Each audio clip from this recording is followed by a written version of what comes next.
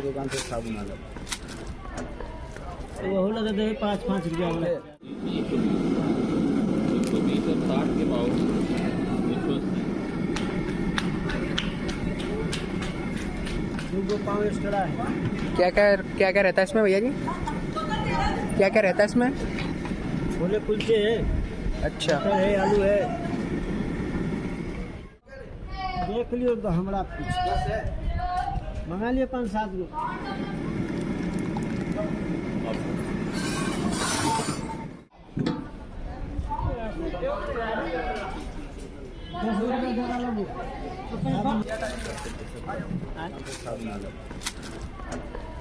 वो लगा दे 5-5 रुपया वाला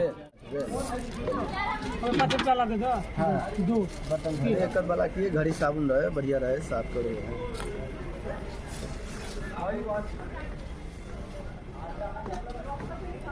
छः गो कुलचा ले ले, 5 गो पाव ले ले, 10 रुपया के साबुन।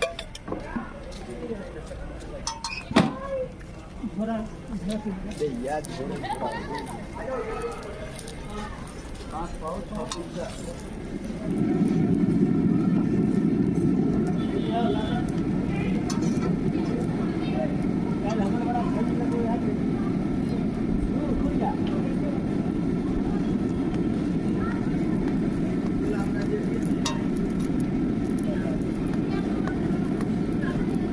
का बड़ा खास नहीं है, हरा जाने से।